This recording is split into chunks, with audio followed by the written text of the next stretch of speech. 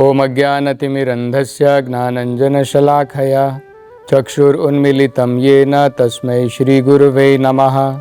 नमो ओम विष्णुपादाय कृष्णप्रेष्ठाय भूतले श्रीमते भक्तिवेदान्तस्वामिन् इति नामिने। नमस्ते सरस्वते देवे गौरवाणी प्रचारिणे निर्विशेष शून्यवादी पाश्चात्य देशतारिणे। जय श्री कृष्ण चैतन्य प्रभु नित्यानंद श्री अद्वैत गदाधर श्रीवासदि गौर भक्तवृंद। हरे कृष्णा कृष्ण कृष्णा हरे हरे, हरे राम राम राम हरे हरे। हरे कृष्णा। तो पिछली कथा में हम राजा निरग की कथा उसके बारे में चर्चा कर रहे थे। किस प्रकार से राजा निरग ने अनेकों प्रकार के पुण्य कार्य किए, अनेकों दान दिए ब्राह्मणों को, लेकिन उसके बावजूद भी उसने कुछ गलती की। वो क्या गलती की वो भी हम आगे देखेंगे, जिसके कारण उसे जो है इस संसार के अंदर में आकर के एक छिपकली के रूप में एक कुएं के अंदर में हजारों साल उसको वहां पर बिताने पड़े। तो हम चर्चा कर रहे थे ब्राह्मण कौन होता है, उनको दान की क्या जरूरत है देने की, ब्राह्मणों को दान क्यों दिया जाता है, वो सबसे श्रेष्ठ दान क्यों समझा जाता है। तो सबसे पहले तो हमको ये समझना है कि ब्राह्मण होता कौन है, क्योंकि आजकल कलयुग के अंदर में बिना योग्यता के भी लोग अपने आप को ब्राह्मण कहते हैं। ब्राह्मण जो है अपनी योग्यता के अनुसार ब्राह्मण होता है, अपनी योग्यता के अनुसार कोई क्षत्रिय कहलाता है, और अपने गुणों और योग्यता के अनुसार कोई वैश्य होता है या शूद्र कहलाता है। भगवान भगवत गीता में स्वयं कहते हैं, भगवान आप पूरे वेदों के अंदर में कहीं पर भी छान लीजिए, किसी भी वेद में देख लीजिए, किसी भी पुराण में देख लीजिए, भगवत गीता में भी आप देख लीजिए, कहीं पर भी ये नहीं आपको जो है लिखा हुआ मिलेगा कि कहीं पर भी कहा गया हो जन्म के द्वारा कोई ब्राह्मण होता है। जबकि वेदों में कहा है जन्म जायते शूद्रा, जन्म से सब शूद्र की तरह ही जन्म लेते हैं। संस्कारात भवेत द्विजाह, हम जिस प्रकार के संस्कार अर्जन करते हैं अपने जीवन के अंदर में, जिस प्रकार के गुण हम अर्जित करते हैं इस संसार में, उस प्रकार की डिवीजन होती है, उस प्रकार के विभाग होते हैं। तो भगवान क्या कहते हैं भगवत गीता में, चतुर्वर्णा मया सृष्टम, 4 वर्ण मैंने ही बनाए हैं, लेकिन उनका विभाग कैसे किया है, चतुर्वर्णा मया सृष्टम गुणा कर्म विभागशः। भगवान कहते हैं जिस प्रकार के गुण उसने अर्जित किए हैं और जिस प्रकार के कर्म कर रहा है, दोनों महत्वपूर्ण है। मान लीजिए आप में ब्राह्मण के गुण हैं, आप में क्षत्रिय के गुण हैं, लेकिन आप काम कर रहे हैं चंडाल का, तो आप ब्राह्मण कहां से हो गए बताइए। गुण भी होने चाहिए और उस प्रकार के कर्म भी हमें करने चाहिए, तब हम ब्राह्मण कहलाएंगे, अन्यथा कोई फायदा नहीं है। अगर मान लीजिए आपने डिग्री तो ले ली है डॉक्टर बनने की, और डिग्री लेने के बाद में आप प्रैक्टिस नहीं करते, तो भला कैसे डॉक्टर हुए, आपका क्या फायदा है डॉक्टर बनने का। उसी प्रकार से है, ब्राह्मण के गुण भी होने चाहिए और ब्राह्मण के हमें कर्म भी करने चाहिए। तो ये क्या होता है, ये ब्राह्मण को इतना समाज के अंदर में, जहाँ पर भगवान स्वयं कहते हैं वेदों के अंदर में, नमो ब्राह्मणाय देवाय गो ब्राह्मण हिताय च, भगवान जो हैं कहा जाता है कि गो यानी कि गाय के लिए और ब्राह्मण के हितैषी हैं, मतलब उनके रखवाले हैं। ऐसा क्यों कहा जाता है, भगवान स्वयं कहते हैं नमो ब्राह्मणाय देवाय गो ब्राह्मण हिताय च, क्योंकि इस समाज के अंदर में ब्राह्मण जो है भगवान के कार्य को पूर्ण करता है। भगवान का कुछ मिशन है इस संसार के अंदर, भगवान का कुछ महत्वपूर्ण कार्य है।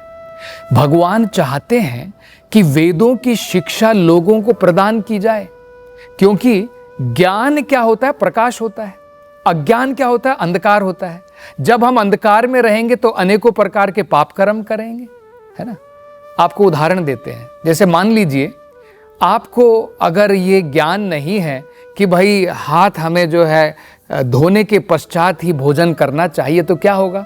हम गंदे हाथों के द्वारा भोजन करेंगे, अनेकों प्रकार की बीमारियां होंगी और अनेकों प्रकार से हमें जो है पीड़ा होगी, कष्ट भोगेंगे। लेकिन अगर हमें ज्ञान रहता, हमें हाथ धोने चाहिए, उसके बाद भोजन हमें करना चाहिए, इस प्रकार के ज्ञान से क्या होगा? उन प्रकार के कष्टों से हम बच पाएंगे। तो ज्ञान जो होता है वो प्रकाश स्वरूप होता है और अज्ञान अंधकार के स्वरूप होता है। ब्राह्मण का क्या काम होता है? ये जो वेदों का ज्ञान है, जो भगवत का ज्ञान है, भगवान का ज्ञान है, भगवत गीता है, वेद है, इसका ज्ञान समाज को देना, उसके द्वारा लोगों को दिशा दिखाना। जिस प्रकार से शरीर के अंदर में सर का काम क्या होता है? पूरे शरीर को दिशा दिखाना। अगर मेरी आंखें बंद हैं, अगर मैं देख नहीं पा रहा हूं, तो मैं कहां चल करके जाऊंगा? कहीं पर गिर जाऊंगा, खड्डे के अंदर में गिर जाऊंगा, कहीं पर एक्सीडेंट हो जाएगा। अगर आंखें हैं तो मैं देख सकूंगा। तो ब्राह्मण जो है वो समाज की आंखें हैं, इसलिए महत्वपूर्ण है।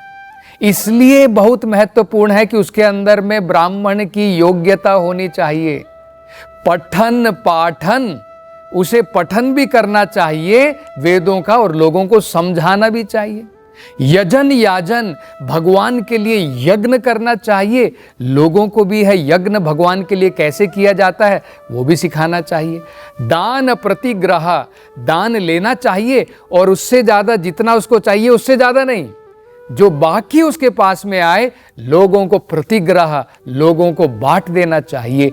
ये ब्राह्मण के लक्षण होते हैं। तो यहां पर भागवत में बताया है, निरग जो है, राजा निरग, उन्होंने सब पात्रों को देख करके दान दिया। उन्होंने देख करके दान दिया। ये बड़ा महत्वपूर्ण होता है। हम किस पात्र को दान दे रहे हैं, अगर वो पात्र उस धन का, उस जो भी हम दान देते हैं उसका गलत प्रयोग करता है, तो हम भी पाप के भागी बनते हैं। मान लीजिए आप एक व्यक्ति को दान देते हैं और वो दान के द्वारा जाकर के दारू पीता है, अनेकों प्रकार के पाप कर्म करता है, उसके पाप कर्म के भागी हम भी कहलाएंगे। इसलिए वेदों में कहा है 3 प्रकार से दान दिया जाता है। दान सत्व गुण में, प्रकाश में, ज्ञान के साथ में दान देना चाहिए। केवल अपने नाम के लिए, यश के लिए मात्र जो है उस प्रकार का दान जब दिया जाता है, उसे कहते हैं वो दान रजोगुण में है, वो सत्व गुण में नहीं है, वो प्रकाशमय दान नहीं है। उसमें हमें अनेकों प्रकार के कुकर्म करेंगे, अनेकों प्रकार के पाप कर्म भोगने पड़ते हैं।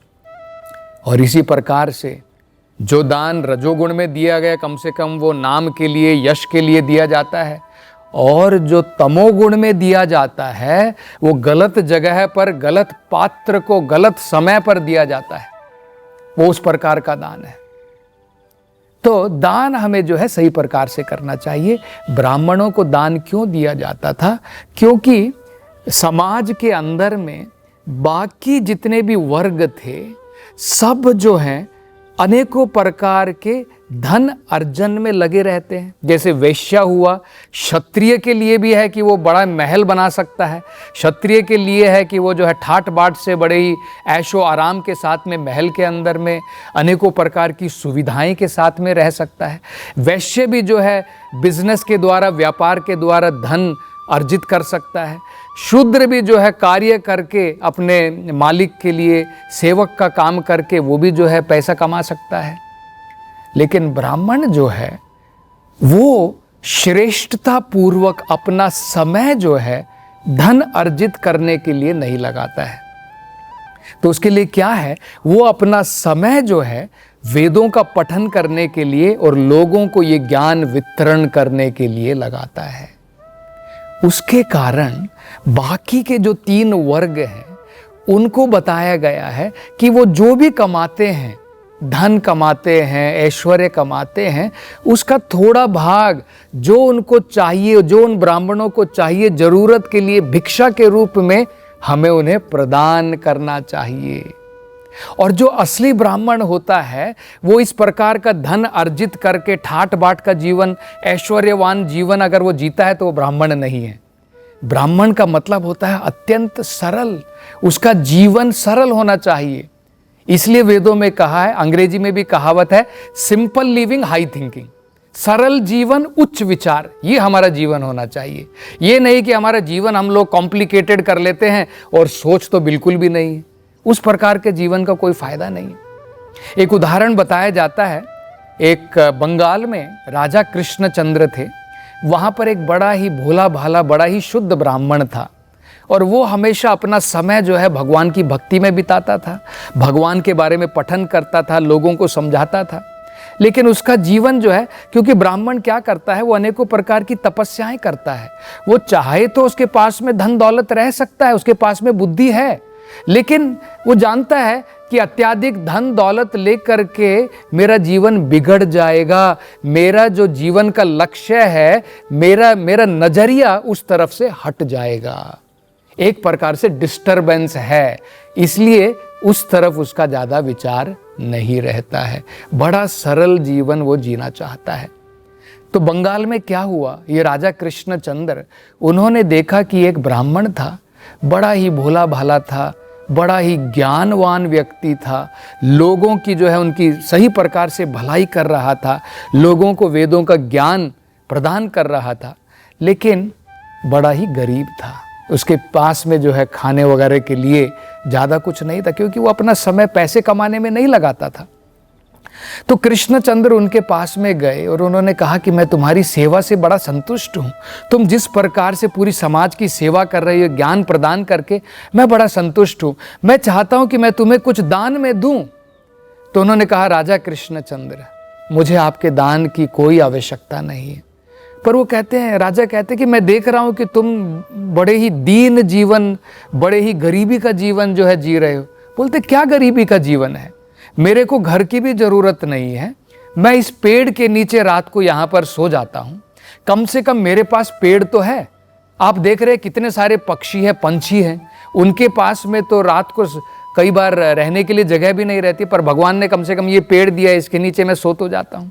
और खाने के लिए भी क्या है, कुछ मेरे जो जितने भी शिष्य हैं वो जाकर के भिक्षा मांग करके लाते हैं, और जो भिक्षा में मिलता है, कई बार अगर नहीं मिलता है तो ये जो पेड़ है, ये इमली का पेड़ है, इमली के पेड़ में थोड़ा पानी डाल करके मैं रसम बना लेता हूँ, रसम के साथ में चावल खा लेता हूँ और पेट भर जाता है, उससे ज़्यादा मुझे अधिक ज़रूरत क्या है। तो इस प्रकार से बताते हैं, ये जो है श्रेष्ठ ब्राह्मण कहलाते हैं।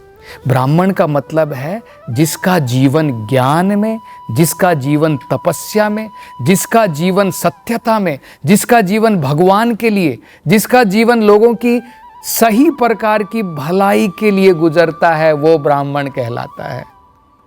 तो ब्राह्मण का हमें जो है गलत इस्तेमाल नहीं करना है कि मैं ब्राह्मण कुल का हूँ और तुम लोग पैसा कमाओ, मैं यहाँ पर आराम से ठाट बाट से जीऊँगा और तुम मुझे दान दो, भाई मैं ब्राह्मण हूँ, मुझे पैसा दो।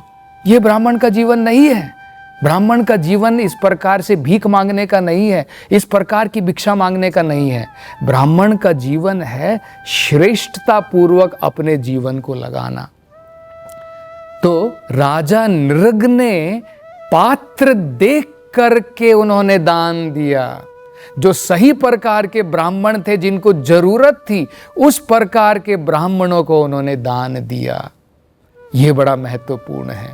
तो उसके बाद में उन्होंने बताया, लेकिन एक बार क्या हुआ, उनके दान देने में गलती आ गई। वो गलती से क्या हुआ, उन्होंने एक ब्राह्मण को जो है कुछ गायें जो दान में दी थी, उसमें से एक गाय वापस घर को लौट करके आ गई, राजा के पास में वापस लौट करके आ गई और राजा को ये पता भी नहीं चला।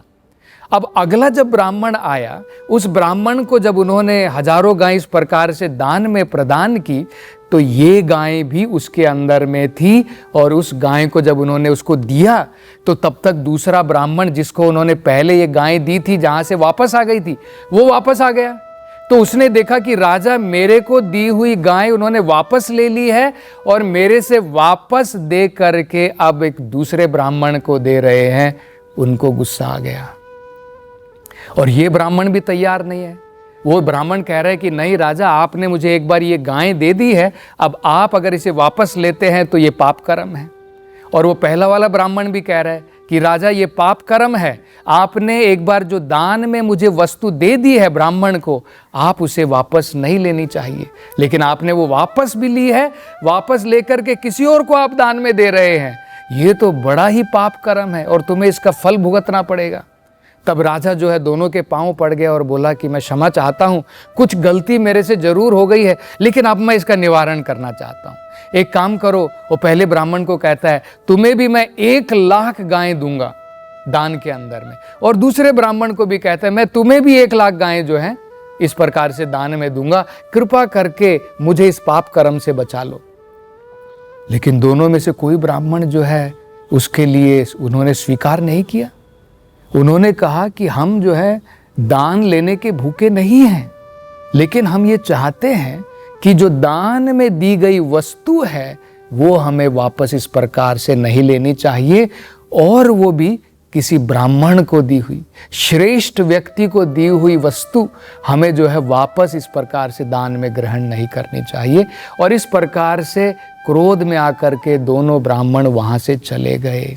और इसके पश्चात जब राजा नृग उनके पास में यमराज आए, यमराज ने उनको बुलाया और यमराज ने कहा कि तुमने बहुत सारे अनेकों बड़े जो है पुण्य कार्य भी किए हैं और तुमने ये एक पाप कर्म भी किया है, तो जो तुमने पुण्य कार्य किए हैं उसके लिए तुम्हारे पास में बहुत सारी भौतिक जो अनेकों प्रकार की सुविधाएं, स्वर्ग लोक का वास तुम्हें मिलने वाला है, लेकिन इसके कारण तुम्हें पाप कर्म के कारण सजा मिलने वाली है, तुम्हें पहले क्या चाहिए।